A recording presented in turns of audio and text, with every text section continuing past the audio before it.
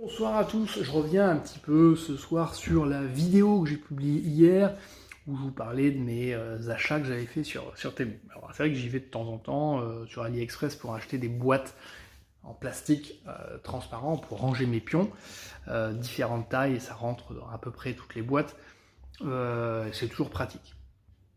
Mais je remarque que sur ces sites, maintenant, on trouve de plus en plus de copies de jeux de société. Alors, c'est pas nouveau, mais jusqu'à maintenant, on trouvait des petits jeux en taille.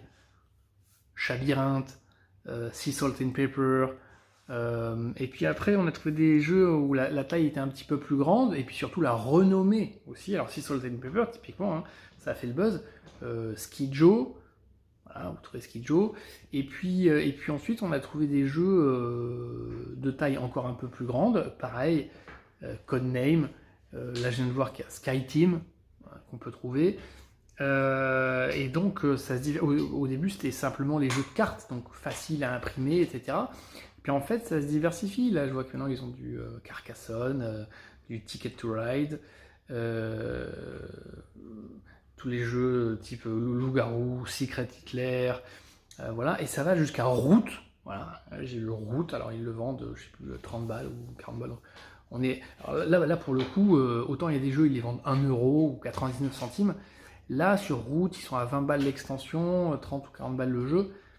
Alors c'est toujours 50%, mais là, les prix deviennent élevés. Alors, aujourd'hui, j'ai l'impression que les contrefaçons sont un peu pourries. Et typiquement, j'ai pris Régicide en contrefaçon. Hein, c'est encore sous blister, hein, c'est pour l'ouvrir et regarder un peu les gros défauts et faire une comparaison avec l'original. On voit déjà rien que sur la boîte. Voilà, sur un des côtés, il y a un des éditeurs, la Badger From Mars, qui est écrit à l'endroit. Et de l'autre côté, tac, c'est écrit. Je sais pas si vous le voyez bien, hop, c'est écrit à l'envers. Voilà. Bon, du coup, problème d'impression déjà rien que sur la boîte. Et on remarque aussi qu'il y a certains jeux qui sont imprimés dans des formats différents, beaucoup plus petits.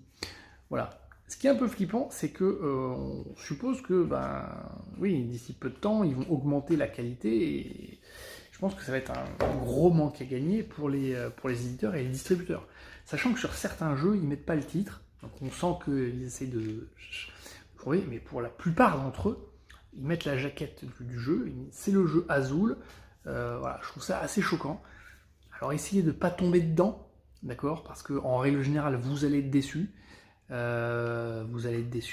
y a un proverbe qui dit je suis pas assez riche pour acheter